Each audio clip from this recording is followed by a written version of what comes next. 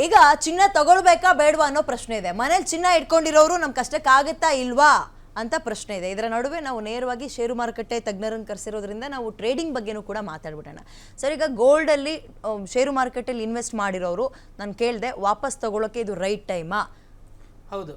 ಇವಾಗ ಒಂದು 2-3 ವರ್ಷದ ಹಿಂದೆ ಅವ್ರು ಇನ್ವೆಸ್ಟ್ ಮಾಡಿದ್ದು ಅಥವಾ 6-7 ತಿಂಗಳ ಹಿಂದೆ ಇನ್ವೆಸ್ಟ್ ಮಾಡಿದ್ರೆ ಈಗ ಅದನ್ನು ಲಿಕ್ವಿಡೇಟ್ ಮಾಡೋದು ಅನ್ನೋ ಪದ ಉಪಯೋಗಿಸ್ತೀವಿ ನಾವು. ಅದನ್ನು ಲಿಕ್ವಿಡೇಟ್ ಮಾಡಿ ಅವರು ಲಾಭವನ್ನು ಗಳಿಸ್ಬೋದಾದಂಥ ಸಮಯ ಇದೆ. ಯಾತಕ್ಕೆ ಅಂತಂದರೆ ಇಡೀ ಪ್ರಪಂಚದಲ್ಲಿ ಟ್ಯಾರಿಫ್ ವಾರ್ ನಡೀತಾ ಇದೆ. ಅಮೇರಿಕಾದಿಂದ ಟ್ಯಾರಿಫ್ ವಾರ್ ನಡೀತಾ ಇದೆ. ಆಮೇಲೆ ಯುದ್ಧೋನ್ಮಾನವಾಗಿದೆ ಇಡೀ ಪ್ರಪಂಚ. ಯಾವಾಗ ಎಲ್ಲಿ ಏನಾಗುತ್ತೆ ಅನ್ನೋದ್ರ ಬಗ್ಗೆ ನಮಗಷ್ಟು ಆರ್ಥಿಕತೆ ಮೇಲೋಗ್ತಾ ಕೆಳಗೆ ಬರ್ತಾ ಹಳ್ಳ ಹಿಡಿತಾ ಇದೆ. ಈ ಟ್ಯಾರಿಫ್ ವಾರಿಂದ ಅಂತೂ ಹಳ್ಳ ಹಿಡಿತಾ ಇದೆ. ಯಾತಕ್ಕೆ ಅಂದ್ರೆ ಮುಖ್ಯವಾದಂಥ ಜಗತ್ತಿನ ದೊಡ್ಡಣ್ಣ ಅಂತ ಕರೆಸ್ಕೊಳ್ಳುವಂಥ ಅಮೇರಿಕಾನೂ ಟ್ಯಾರಿಫ್ ವಾರ್ ಎಲ್ಲ ದೇಶದ ಮೇಲೂ ಟ್ಯಾರಿಫನ್ನು ಹೇರಿದೆ. ಮತ್ತು ಜಾಗತಿಕ ಒಂದು ಫ್ಯಾಕ್ಟ್ರಿ ಅಂತ ಏನು ಕರೀತಾರೆ, ಗ್ಲೋಬಲ್ ಫ್ಯಾಕ್ಟ್ರಿ ಅಂತ ಚೈನಾ, ಅದುವೇ ತಾನೇನು ಕಮ್ಮಿ ಅಂತ ಅದು ಸೆಡ್ ಹೊಡೆದು ಅಮೇರಿಕಾಗೆ ನಿಂತಿದೆ. ಇಂಥ ಸಮಯದಲ್ಲಿ ನಾವು ಎಚ್ಚರಿಕೆ ಗಂಟೆಯನ್ನು ನಾವು ಬಾರಿಸ್ಬೇಕಾಗತ್ತೆ. ಮತ್ತು ನಮ್ಮ ನಡೆನೂ ಎಚ್ಚರಿಕೆಯಿಂದ ನೋಡಬೇಕಾಗತ್ತೆ. ಅದಕ್ಕೋಸ್ಕರನೇ RBI ತಂದಿರಬಹುದು ಅನ್ನುವಂಥದ್ದು ನನ್ನ ಅಭಿಪ್ರಾಯ. ಜನಸಾಮಾನ್ಯರಿಗೆ ಇದರಿಂದ ಕಷ್ಟ ಆಗತ್ತೆ ಅಂತಂದರೆ ದಯಮಾಡಿ ಅವರು ಏನು ವಿಂಡೋ ಓಪನ್ ಮಾಡಿದ್ದಾರೆ RBIಯಲ್ಲಿ ತತ್ಕ್ಷಣ ಅವರು ತಮ್ಮ ಅಹವಾಲುಗಳನ್ನು ಅಲ್ಲಿ ಸಲ್ಲಿಸಿ, ಇದು ಬೇಡ, 75 ಮಾಡಬೇಡಿ, 85 ಮಾಡಿ, 90 ಮಾಡಿ ಅಂತ ಮಾಡ್ಬೋದಾದಂಥ ಅವಕಾಶ ಇದೆ. ಶೇರ್ ಮಾರ್ಕೆಟಲ್ಲಿ ನೀವು ಇವಾಗ ಶೇರಲ್ಲೇ ಇನ್ವೆಸ್ಟ್ ಮಾಡ್ತೀರಿ, ಗೋಲ್ಡ್ ಬಿಟ್ಟು ಶೇರಲ್ಲೇ ಇನ್ವೆಸ್ಟ್ ಮಾಡ್ತೀರಿ, ಮ್ಯೂಚುವಲ್ ಫಂಡಲ್ಲಿ ಇನ್ವೆಸ್ಟ್ ಮಾಡ್ತೀರಿ ಅಂತಂದರೆ ನನ್ನ ಪ್ರಕಾರ ಈಗ ಮಾರ್ಕೆಟ್ ಬಿದ್ದಿದೆ, ಇದು ಸರಿಯಾದ ಸಮಯ ಇನ್ವೆಸ್ಟ್ ಮಾಡಿ.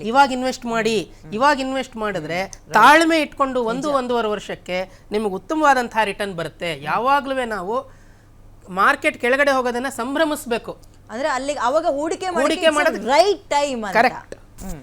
ಮೇಲೆ ಹೋದಾಗ ನಾವು ಆದಷ್ಟು ಅದನ್ನ ಪ್ರಾಫಿಟ್ ನ ಬುಕ್ ಮಾಡಿ ಇನ್ನೊಂದು ಸ್ವಲ್ಪ ಹೂಡಿಕೆಯಲ್ಲೇ ಇರಬೇಕಾಗತ್ತೆ. ಬಟ್ ಏನು ಪ್ರಾಬ್ಲಮ್ ಅಂತ ಹೇಳಿದ್ರೆ, ನಮ್ಮಲ್ಲಿ ನಿಮ್ಗಳಿಗೆ ಇನ್ನೂ ಚೆನ್ನಾಗಿ ಗೊತ್ತಿರುತ್ತೆ, 100 ಜನ ಪಾಪ್ಯುಲೇಷನ್ ಅಂತ ತಗೊಳ್ಳೋಣ, 10ರಿಂದ 15 ಜನಕ್ಕಷ್ಟೇ ಟ್ರೇಡಿಂಗ್ ಬಗ್ಗೆ, ಮ್ಯೂಚುವಲ್ ಫಂಡ್ಸ್ ಬಗ್ಗೆ ಐಡಿಯಾ ಇದೆ. ಇನ್ನು ಉಳಿದವರ ಕಡೆ ತಲೆನೂ ಹಾಕಿಲ್ಲ, ಏನು ಅನ್ನೋ ಐಡಿಯಾ ಇಲ್ಲ. ಸೊ ಅದ್ರ ಬಗ್ಗೆ ಅವರು ಇವರು ಹೇಳೋದು ಮಾತನ್ನು ಕೇಳಿ, ಅಯ್ಯೋ ಮಾರ್ಕೆಟ್ ಬಿದೋಯ್ತು, ನನ್ನದೆಲ್ಲ ಲಾಸ್ ಆಗ್ಬಿಟ್ಟಿದೆ, ದುಡ್ಡು ತೆಗೆದು ಬಿಡೋಣ, ಇನ್ನೂ ಲಾಸ್ ಆಗ್ಬಿಡತ್ತೆ ಅಂತಾರೆ. ಇಲ್ಲ, ನೀವು 800 ರೂಪಾಯಿ ಹಾಕಿರೋ ದುಡ್ಡು ಇವತ್ತು 500 ರೂಪಾಯಿಗೆ ಬರ್ಬೋದು. 500 ರೂಪಾಯಲ್ಲಿ ಒಂದು ಸ್ವಲ್ಪ ಇನ್ವೆಸ್ಟ್ ಮಾಡಿ, ಆವಾಗ ನಿಮ್ಮ ಕಾಸ್ಟ್ ಆವ್ರೇಜ್ ಆಗುತ್ತೆ. 800 ರೂಪಾಯಿ ಕೊಂಡ್ಕೊಂಡಿದ್ದೊಂದು 500 ರೂಪಾಯಿ ಕೊಂಡ್ಕೊಂಡಿದ್ದೊಂದು 2 ಸೇರಿದ್ರೆ 650 ಆಗತ್ತೆ. ಅವಾಗ ಇನ್ನು ನಾಳೆ ಅದು 700 ರೂಪಾಯಿಗೆ ಹೋದ್ರೂ ನಿಮ್ಗೆ 50 ರೂಪಾಯಿ ಲಾಭ ಇರುತ್ತೆ. ಪೇಷನ್ಸ್ ಇರಬೇಕು ಮಾರ್ಕೆಟಲ್ಲಿ ಯಾವಾಗಲೂ. Be patient, otherwise you will become a patient ಅಂತ. ಅಲ್ಲ ಸರ್, ದೊಡ್ಡವರೆಲ್ಲ 500 ರೂಪಾಯಿ 50 ರೂಪಾಯಿಗೆ ಹಾಕೋದು ಇದೆ. ಬಟ್ ಏನಂದ್ರೆ ಐಡಿಯಾ ಇಲ್ಲ, ಅದ್ರ ಬಗ್ಗೆ ಎಜುಕೇಟ್ ಆಗಬೇಕು, ರೆಡಿ ಆಗ್ಬೇಕು ನಾವು. ಎಜುಕೇಶನ್ ಅಂಡ್ ತಾಳ್ಮೆ, ಪೇಷನ್ಸ್, ಇದು ಎರಡೂ ಬಹಳ ಮುಖ್ಯವಾದಂತಹ ವಿಚಾರ ಮಾರ್ಕೆಟಲ್ಲಿ. Stay invested. True. Arun sir, ನಾನು ಇನ್ನೊಂದು ಕೇಳ್ತೀನಿ. ನೀವು ಏನು ಹೇಳಿದ್ರು ಜನಸಾಮಾನ್ಯರ ಪರವಾಗಿ ನಿಂತ್ಕೊಳ್ತಿದ್ರೆ ನಂಗೆ ತುಂಬ ಖುಷಿ ಇದೆ. ಬಟ್ ಬ್ಯಾಂಕ್ನ ಆಪೋಸೇ ಮಾಡ್ಕೊಂಡು ಬರ್ತಾ ಇದ್ದೀರಾ, ಬ್ಯಾಂಕ್ ಉದ್ಯಮದಲ್ಲಿ ಇದ್ದೀರಿ, ಹಾಗಾಗಿ ಕೇಳ್ತಾ ಇದ್ದೀನಿ. ಆವ್ರೇಜ್ ಆಗಿ ಎವ್ರಿ ಮಂತ್ ನಿಮಗೆ ಬಂದು ನನಗೆ ಗೋಲ್ಡ್ ಇಡ್ತೀನಿ, ಅದರ ಅಮೌಂಟ್ ಕೊಡಿ ಅಂದರೆ ಅಡ ಇಡ್ತೀನಿ, ಚಿನ್ನ ದುಡ್ಡು ಕೊಡಿ ಅಂತ ಕೇಳೋರ ಆವ್ರೇಜ್ ಹೆಂಗಿರುತ್ತೆ ಸರ್? ಮತ್ತು ಬಡಬಗ್ರೆ ಜಾಸ್ತಿನ ಅಥವಾ ಮಧ್ಯಮದವರ ಅಥವಾ ಈ ಕೇಜ್ ಗಟ್ಟಲೆ ತಂದು ಅಡ ಇಡೋದು ಜಾಸ್ತಿನ? ಹೆಂಗೆ ನಡೀತಾ ಇದೆ ವ್ಯವಹಾರ?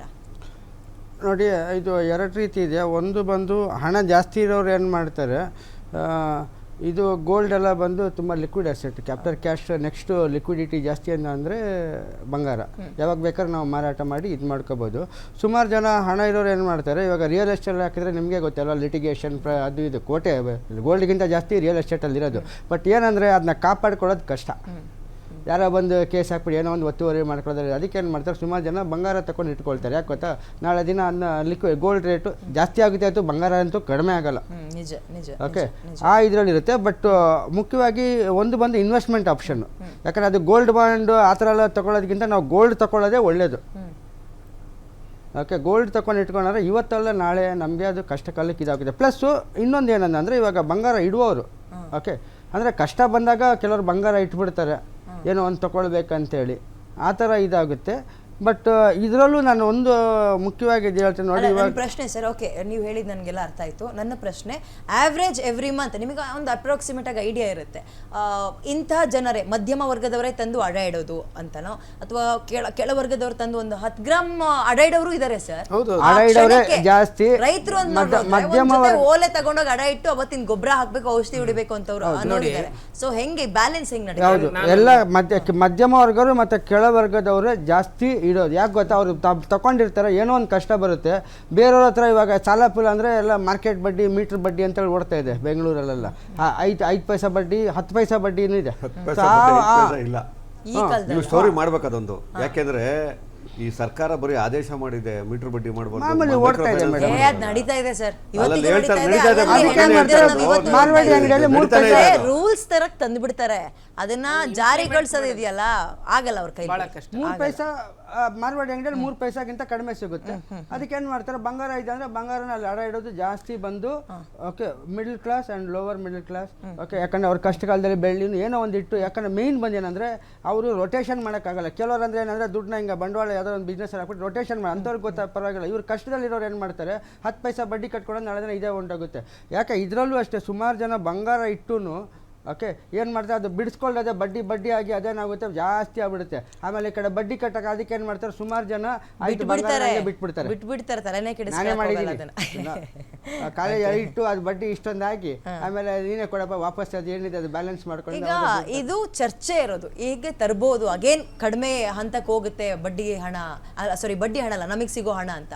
ಈ ರೂಲ್ಸ್ ಬಂದ್ರೆ ನಾನು ಹೇಳ್ದಂಗೆ ಜನರಿಗೆ ಡೆಫಿನೆಟ್ ಆಗಿ ಅನುಕೂಲ ಆಗಲ್ಲ. ಇದು ಗಿರ್ವಿ ಅಂಗಡಿಯವ್ರಿಗೆ ಅನುಕೂಲ ಆಗುತ್ತೆ. ನಮಗೆ ಇದನ್ನ ಮಾಡಿಫಿಕೇಶನ್ ಮಾಡ್ಕೊಳಕ್ಕೆ ಏನು ದಾರಿ ಇದೆ? ಹಾಗಾದ್ರೆ ಇನ್ವೆಸ್ಟ್ಮೆಂಟ್ ಮಾಡೋದೇ ತಪ್ಪ, ಅಥವಾ ಈಗ ನಾವು ಹೇಳ್ದಂಗೆ ನಮ್ಗೇನಾದ್ರೂ ಇಲ್ಲ ಹಾಗೆ ಮಾಡ್ಬೇಡಿ ಅಂತ ಜನ ಒತ್ತಡ ಇರೋ ಚಾನ್ಸಸ್, ಆ ಥರ ಅವಕಾಶ ಏನಾದ್ರು ಕೊಟ್ಟಿದ್ದಾರೆ RBI ಅವರು, ಮಾಡ್ಬೋದಾ? ಅಡವಿಟ್ಟು ಸಾಲ ತಗೊಳ್ಳೋದು ಒಂದು ಆಯಾಮ, ಚಿನ್ನದ ಮೇಲೆ ಇನ್ವೆಸ್ಟ್ ಮಾಡೋದು ಇನ್ನೊಂದು ಆಯಾಮ. ಹೆಂಗೆ? ಯಾಕೆ ಅಂತಂದ್ರೆ ನಾನು ಹೇಳೋದಾಗಿದೆ, ಚಿನ್ನದ ಮೇಲೆ ನಾವು ಯಾಕೆ ಇನ್ವೆಸ್ಟ್ ಮಾಡ್ತೀವಿ, 2-3 ವಿಚಾರಕ್ಕೆ ಇನ್ವೆಸ್ಟ್ ಮಾಡ್ತೀವಿ. ಒಂದು ಆಭರಣ ಅಕ್ಕಳಣ ಅಂತ. ಹೌದು, ಒಂದು ಆಭರಣ ಧರಿಸೋದಕ್ಕೋಸ್ಕರ. ಎರಡನೇದು ಆಪತ್ಕಾಲಕ್ಕಾಗ್ಲಿ ಅಂತ, ಮನೆಯಲ್ಲಿ ಇರಲಿ ಆಪತ್ಕಾಲಕ್ಕೆ, ಯಾವತ್ತೂ ಇಟ್ ಈಸ್ ವೆರಿ ಲಿಕ್ವಿಡ್ ಇದು ಅಂತ. ಇನ್ನೊಂದು ಆಸ್ ಅನ್ ಇನ್ವೆಸ್ಟ್ಮೆಂಟ್ ಅಂತಾನೆ ಒಂದಷ್ಟು ಜನ ಪರ್ಚೇಸ್ ಮಾಡ್ತಾರೆ. 10 ರೂಪಾಯಿ ಇದೆ, ಇನ್ನು ಒಂದು ವಾರಕ್ಕೆ 13 ರೂಪಾಯಿ ಆಗುತ್ತೆ ಅಂದ್ರೆ ಬಡ್ಡಿ ತರ ಬೆಳೆಯುತ್ತೆ ಅಂತ. ಮತ್ತೆ ಇಟ್ಸ್ ಆಸ್ ಅವ್ರ ಸರ್ ಹೇಳಿದ ಹಾಗೇನೆ ಅದು ಒಂದು ಸೆಕ್ಯೂರ್ಡ್ ಅಸೆಟ್ ಆಗಿರುತ್ತೆ. ಯಾವಾಗ ಸೆಕ್ಯೂರ್ಡ್ ಅಸೆಟ್ ಆಗಿರುತ್ತೆ, ನಾವು ಚಿನ್ನದ ಗಟ್ಟಿಗಳು ತಗೊಂಡು ಬ್ಯಾಂಕಲ್ಲಿ ಇಟ್ರೆ, ಬ್ಯಾಂಕಲ್ಲಿ ಲಾಕರಲ್ಲಿ ಇಲ್ಲ ಮನೇಲಿ ಲಾಕರಲ್ಲಿ ಇಟ್ರೆ ಯಾರು ಕಳ್ಳ ಬಂದು ಎತ್ಕೊಂಡು ಹೋಗ್ಬೋದು, ಆ ರಿಸ್ಕ್ ಇದ್ದೇ ಇರುತ್ತೆ. ಅದನ್ನ ಬಿಡೋಣ, ನಾವು ಅದ್ರ ಬಗ್ಗೆ ತಲೆ ಕೆಡಿಸ್ಕೊಳ್ಳೋದು ಬೇಡ. ಈ ಥರ 3 ಥರ ಇನ್ವೆಸ್ಟ್ಮೆಂಟ್ಗಳು ಜನ ಮಾಡಬಹುದು. ಈಗ ಏನಕ್ಕೆ ಈ ರೂಲ್ಸ್ ತಂದ್ರೆ ಒಳ್ಳೇದಾಗತ್ತೋ ಕೆಟ್ಟದಾಗತ್ತೋ ಪರಾಮರ್ಶೆ ಮಾಡೋಣ. ನೋಡಿ, 75 ಯಾತಕ್ಕೆ ತರಬಹುದು? ಇವಾಗ ಗ್ಲೋಬಲ್ ಅನ್ಸರ್ಟನಿಟಿ ಇರೋದಕ್ಕೆ, ಅದಕ್ಕೆ ನಾನು ಹಿಂದೇನು ಗ್ಲೋಬಲ್ ಅನ್ಸರ್ಟನಿಟಿ ಬಗ್ಗೆ ತಂದಿದ್ದು. ಹೆಚ್ಚಿನ ಚಾನ್ಸಸ್ಸು ಚಿನ್ನದ ರೇಟ್ ಕಮ್ಮಿ ಆಗುವಂಥ ಒಂದು ಸಾಧ್ಯತೆಗಳು ಹೆಚ್ಚು ಕಾಣಿಸ್ತಾ ಇವೆ. ಯಾತಕ್ಕೆ ಅಂತಂದ್ರೆ ಅನ್ಡ್ಯೂಲಿ ಇನ್ಕ್ರೀಸ್ಡ್, ನಾವು ಯೋಚನೆ ಮಾಡೋದಕ್ಕಿಂತ ಹೆಚ್ಚಾಗಿ ಇನ್ಕ್ರೀಸ್ ಆಗೋಗ್ಬಿಟ್ಟಿದೆ. ಸೊ ಅದು ಕರೆಕ್ಷನ್ ಆಗುವಂಥ ಚಾನ್ಸಸ್ ಇರುತ್ತೆ.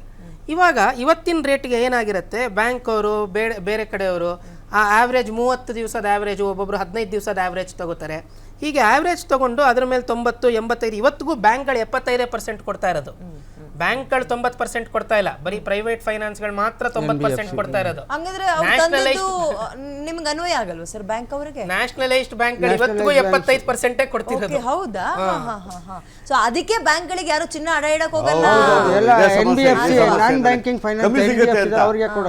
ಏನು ನಾವು ತಗೊಂಡೋಗಿರೋ ಚಿನ್ನಕ್ಕೆ ಮೌಲ್ಯ ಕಮ್ಮಿ ಆಗುತ್ತೆ, ಆಮೇಲೆ ದುಡ್ಡು ಕಮ್ಮಿ ಸಿಗುತ್ತೆ. ಅದಕ್ಕೆ ಏನ್ ಮಾಡ್ತಾರೆ, ತಗೊಂಡ ಮಾರ್ವಾಡಿ ತರ ಇಡ್ತಾರೆ. ಏನಾಗುತ್ತೆ, ಅನುಕೂಲ ಆಗುತ್ತೆ. ಇವಾಗ 100 ಗ್ರಾಮ್ ನೀವು ಆಭರಣ ತಗೊಂಡೋಗಿ ಇಡ್ತೀರಿ.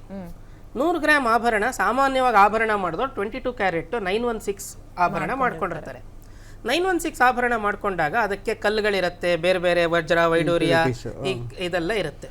ಇದನ್ನ ಅವ್ರು ವೇ ಮಾಡಿ ಅದರಲ್ಲಿ 10% ತೆಗೆದು ಬಿಡ್ತಾರೆ. ವೆಯ್ಟೇಜಲ್ಲೇ 10% ತೆಗೆದು ಬಿಡ್ತಾರೆ. ಇದು ಕಲ್ಲುಗಳು, ಇತರೆ ಚಿನ್ನ ಅಲ್ಲದೆ ಇರುವಂತಹ ಒಂದಷ್ಟು ವಸ್ತುಗಳಿರುತ್ತೆ, ಕೊಂಡಿ ಇರಬಹುದು. ಒಂದು ವೇಸ್ಟೇಜ್ ಅಂತ ತೆಗಿತಾರೆ, ಇನ್ನೊಂದು ಹರಳುಗಳನ್ನ ತೆಗಿತಾರೆ. ಒಂದು ಕ್ವೆಶ್ಚನ್, 916 24 ಕ್ಯಾರೆಟ್ ಇದು ಕರೆಕ್ಟಾ? 916 ಕರೆಕ್ಟಾ? 22 ಕ್ಯಾರೆಟ್ ಕಮ್ಮಿ ರೇಟ್ ಕಮ್ಮಿ ಇದೆ. 24 ಕ್ಯಾರೆಟ್ 916 ಎರಡು ಒಂದೇನಾ ಇಲ್ಲ ಬೇರೆ ಇಲ್ಲ ಬೇರೆ ಇಲ್ಲ 24 ಕ್ಯಾರೆಟ್ ಅಂದ್ರೆ ಅಪರಂಜಿ ಚಿನ್ನ Okay, 999 ಅಂತ ಕರೀತಾರೆ ಅದನ್ನ. ಓಕೆ ಅದೇ ಜನಗಳ ಕನ್ಫ್ಯೂಷನ್ ಇತ್ತು ಮೇಡಮ್ ಏನಾಗ್ಬಿಟ್ಟಿದೆ ಅಂದ್ರೆ 999 purification 916 ಅಂದ್ರೆ 22 ಅದನ್ನ ನಾವು ಆಭರಣದ ರೀತಿ ಮಾಡ್ಕೊಳ್ತೀವಿ, ಅದಕ್ಕೆ ಬೇರೆ ಲೋಹನ ಆಡ್ ಮಾಡಿರ್ತಾರೆ. ಜನಗಳಿಗೆ ಅದೇ confusion ಇರೋದು. 24 ಅಂತ 916 ಹೇಳಿದ್ರೆ ಪರಿಶುದ್ಧವಾದ ಚಿನ್ನ ಅಪರಂಜಿ, ಅದಕ್ಕೆ ನಾವು gold biscuit, 24 ಕ್ಯಾರೆಟ್. ಆ ಸೀಲ್ ಹಾಕಿದ್ಮೇಲೆ ಅದನ್ನ ಅದೇ ರೇಟಿಗೆ ಮತ್ತೆ ಇವರು ಕೊಂಡ್ಕೊಳ್ಳಲ್ಲ, ಏನಾಗುತ್ತೆ ಅದ್ರಲ್ಲೂ ತಿರ್ಗ ವೇರಿಯೇಷನ್ ಮಾಡ್ತಾರೆ. ಮಾಡೋ ಹಾಗಿಲ್ಲ ಮಾಡಾಗಿಲ್ಲ ಮಾಡ್ತಾರೆ. ಮೂರ್ ತರ ಚಿನ್ನ ನೋಡಬಹುದು ಸರ್ ನಾವು. ಒಂದು 22 ಅಲ್ಲ 24 ಒಂದು 22 ಒಂದು, ಇನ್ನೊಂದು 18 ಕ್ಯಾರೆಟ್ ಅಂತ ಬರ್ತದೆ, ಅದು ತೀರಾ ಲೋ ಕಳಪೆ ಚಿನ್ನ ಅದು. ಅದು ಯಾರು 24 ಕೊಂಡ್ಕೊಳ್ಳಲ್ಲ ಕ್ಯಾರೆಟ್ ಮೇಡಮ್. ಅದು ಅದೇ ಇರುತ್ತೆ ಅದು. 18 ಕ್ಯಾರೆಟ್ ಯಾರು 916 ಸಾರ್ ಹೇಳ್ದಂಗೆ 916 24 ಯಾರು ಹೋಗಲ್ಲ. 916ಗೆ ನಮ್ಮ ಮಧ್ಯಮ ವರ್ಗ ಜನಗಳು ಅದಕ್ಕೆ ಹೊಂದ್ಕೊಂಡ್ಬಿಟ್ಟವ್ರೆ. 916 ಸೀಲ್ ಹಾಕಿದ್ರೆ ಇದು ಕರೆಕ್ಟ್ ಚಿನ್ನ, ಇದು ಕರೆಕ್ಟ್ 100% ಕರೆಕ್ಟ್ ಅನ್ನೋ ತರದಲ್ಲಿ ಯೋಚನೆ ಮಾಡ್ತಾರೆ. ಎಕ್ಸಾಮ್ ಬಟ್ ಅದನ್ನ ಟೆಸ್ಟ್ ಕ್ಲಾರಿಫಿಕೇಶನ್ ಮಾಡ್ಕೊಂಡು ನಾವೇನ್ ಸೀಲ್ ಹಾಕೋದು, ಸುಮ್ನೆ ಯಾರು ಹಾಕಲ್ಲ, ಟೆಸ್ಟ್ ಗಳೇ ಕಳಿಸ್ತಾರೆ. ಹೌದು. ಅದಕ್ಕೆ ಲ್ಯಾಬೊರೇಟರಿಗಳು ಮಾತ್ರ ಅಫಿಷಿಯಲ್ ಲೈಸೆನ್ಸ್ಡ್ ಲ್ಯಾಬೊರೇಟರಿ ಮಾತ್ರ ಚಿಹ್ನೆನ ಹಾಕಕ್ ಸಾಧ್ಯ. ಹಳ್ಳಿಗಳ ಕಡೆಯಿಂದ ಬೆಂಗಳೂರಿಗೆ ಕಳಿಸ್ತಾರಲ್ಲ, ಅದೊಂದು ಮಾರ್ಕಿಗೋಸ್ಕರ ಕಳಿಸ್ತಾರೆ ಅವರು. ಹಾಲ್ ಮಾರ್ಕ್ ಅಂತ ಕರೀತಾರೆ. ಹೌದು, ಹಾಲ್ ಮಾರ್ಕ್ 916 ಅಂತ. ಓಕೆ, ಈಗ ನನ್ನ ಪ್ರಶ್ನೆ ಸರ್, ಜನರಿಗೂ ಕಾಡ್ತಾ ಇರೋ ಪ್ರಶ್ನೆ ಮತ್ತೆ ನಿಮ್ಮನ್ನೇ ಕೇಳ್ತಾ ಇದ್ದೀನಿ. ಈ ರೀತಿಯಾಗಿ ಪರ್ಸೆಂಟೇಜ್ ಕಡಿಮೆ ಮಾಡಿದ್ರೆ, ಹಣ ಸಿಗೋದು ಕಡಿಮೆ ಆದ್ರೆ ನಾವು ಕಷ್ಟ ಕಾಲಕ್ಕೆ ಅಂತ ಚಿನ್ನ ತಗೊಳ್ಳೋದು ವೇಸ್ಟ್ ಅಲ್ವಾ? ಹಂಗಾದ್ರೆ ಇಲ್ಲ ಅಂದ್ರೆ ಅದನ್ನ ಮಾರ್ಬಿಡ್ಬೇಕು. ಎರಡು ಆಪ್ಷನ್, ಒಂದು ಅಡಾಡಬೇಕು, ಇಲ್ಲಾಂದ್ರೆ ಮಾರ್ಬೇಕು. ಮಾರಕ್ ನಾವು ಒಪ್ಪಲ್ಲ, ಮಾರಕ್ಕಲ್ಲ ನಾವು ತಗೊಂಡಿರೋದು, ಮತ್ತದನ್ನ ಬಿಡಿಸ್ಕೊಳ್ತೀನಿ ದುಡ್ಡು ಬಂದಾಗ. ಹೇಳಿ ಸರ್. RBI ಅದು ಜನ ವಿರೋಧ ನೀತಿ ಇದು. ಯಾಕೆಂದ್ರೆ ನಾವು ಚಿನ್ನ ನೀವು ಹೇಳ್ದಂಗೆ ಚಿನ್ನ ತಗೊಳ್ಳೋದೇ ಕಷ್ಟ ಕಾಲದಲ್ಲಿ ಆಡಾಡಕ್ಕೆ. ನಾವು ತಗೊಂಡಿರೋ ರೇಟ್ಗೆ ನಮ್ಗೆ ಇವಾಗ ನಾನು 90,000 ಬೇಕು ಮೇಡಮ್, ನೀವು 60,000 ಕೊಟ್ಟರೆ ನಾನು ತಗೊಂಡು ಬಡ್ಡಿಗೆ ಇಸ್ಕೊಳ್ಳ ಹಂಗಾದ್ರೆ 30,000 ಬೇರೆ ಇಸ್ಕೋಬೇಕಾಗತ್ತ. ಹಂಗಾಗಿ ಜನ ವಿರೋಧಿ ನೀತಿಗಳ ಅನುಸರಿಸೋದಲ್ಲಿ ಕೇಂದ್ರ ನೀವು ಯಾರ ಪರವಾಗಿ ನಿಂತ್ಕೊಂಡಿದ್ದೀರಿ? RBI ಪ್ರಶ್ನೆ ಮಾಡ್ಲೇಬೇಕಾಗುತ್ತೆ. ನೀವು ಹೇಳ್ಬೋದು ಅವರು ದೇಶದ ಹಿತ ಕಾಯ್ತಿದ್ದಾರೆ ಅಂತ. ಫಸ್ಟ್ ಹೊಟ್ಟೆ ತುಂಬಿಸಿ ಸರ್, ನಮ್ದು ದೇಶದ ಜನರ ಹಿತ ನೋಡಿ, ಆಮೇಲೆ ದೇಶದ ಹಿತ ನೋಡಿ. ಆಗ್ಲಿ, ನಾನೊಂದು ಹೇಳ್ತೀನಿ.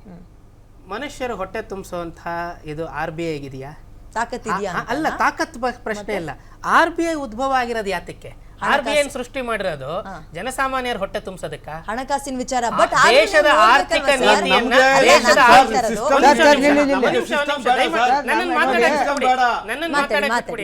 ಆಮೇಲೆ ನಿಮ್ ಪ್ರಶ್ನೆಯನ್ನ ನಿಮ್ ಉತ್ತರನ ಎಲ್ಲದನ್ನು ಕೇಳಿಸ್ಕೊತೀನಿ. RBI ಇರುವಂತದ್ದು ದೇಶದ ಆರ್ಥಿಕತೆಯ ಸದೃಢತೆಯನ್ನ ಕಾಯ್ಕೊಳ್ಳೋದಕ್ಕೆ, ಜನಸಾಮಾನ್ಯರ ಹೊಟ್ಟೆ ತುಂಬಿಸೋದಕ್ಕಲ್ಲ. ಜನಸಾಮಾನ್ಯರ ಹೊಟ್ಟೆನ ಜನಸಾಮಾನ್ಯರು ಸರ್ಕಾರ ತುಂಬಿಸ್ಬೇಕು. RBI is an autonomous body. Is an autonomous body. ಒಂದು ನಿಮಿಷ ತಮ್ಮನಾಗ ಬರ್ತೀನಿ. RBI ಅವರು ಲೋನ್ ರಿಕವರಿಗೆ ಹೋಗ್ಬಾರ್ದು, ಬೆಳಗ್ಗೆ 6 ಗಂಟೆಗೆ ಹೋಗ್ಬಾರ್ದು, 9 ಗಂಟೆಗೆ 10 ಗಂಟೆಗೆ ಹೋಗ್ಬೇಕು ಅಂತಾರೆ, ಆಮೇಲೆ ಮನೆ ಮುಂದೆ ಗಲಾಟೆ ಮಾಡಬಾರ್ದು ಅಂತಾರೆ. ಆ ರೂಲ್ಸ್ ನಡೀತದ ಇಲ್ಲ? RBI ಅವರು ಅದನ್ನ ರೂಲ್ಸ್ ಮಾಡ್ಬಿಟ್ಟು ಸುಮ್ಮನೆ ಆದೇಶ ಮಾಡ್ಕೊಳ್ಳೋದಲ್ಲ, ಆ ರೂಲ್ಸ್ ತಗೊಂಬಂದಿದಾರ. ಸುಮ್ಮನೆ ಯಾಕೆ ಬಡವ ಮೇಡಮ್ ಹೇಳ್ದಂಗೆ ನಮ್ಗೆ ಬೇಕಾಗಿರೋದು ಹೊಟ್ಟೆ ತುಂಬಬೇಕು ಸರ್. ನಾವು ಮಧ್ಯಮ ವರ್ಗದವರು ನಮ್ಗೆ ಹೊಟ್ಟೆ ನಮ್ಮ ಮನೆ ಚೆನ್ನಾಗಿದ್ರೆ ಆಮೇಲೆ ದೇಶ ನೋಡ್ತೀವಿ ಸರ್. ಅಲ್ಟಿಮೇಟ್ ಆಗಿ ಬೇಕಾಗಿರೋದು ನಮ್ಮ ಮನೆ, ನನ್ನ ಪರಿಸ್ಥಿತಿ ಸುಧಾರಿಸಬೇಕು. ರೂಲ್ಸ್ ಪ್ರಕಾರ ಮಾತಾಡಕ್ ಹೋದ್ರೆ ಲೋನ್ದು ಮಾಡಿ ಅಲ್ಲ, ರೂಲ್ಸ್ ಎಲ್ಲದು. ಅರುಣ್ ಹೇಳ್ತಾರದು ಏನ್ ಗೊತ್ತಾ? ಅರುಣ್ ಅವ್ರು ಹೇಳ್ತಾರದು ಎಲ್ಲ ಹಂಗಂದ್ರೆ ಇವ್ರು ರೂಲ್ಸ್ ತಂದಿರೋದೆಲ್ಲ ಅದೇ ರೀತಿಯಾಗಿ ಹೋಗ್ತಾ ಇದೆಯಾ, ಏರುಪೇರು ಎಲ್ಲೂ ಆಗಿಲ್ವಾ, ಇಲ್ಲಿ ನಮ್ಗೆ ಅನುಕೂಲ ಮಾಡ್ಕೊಡಿ ಅಂತ. ಏನ್ ಅರುಣ್ ಅವ್ರೆ?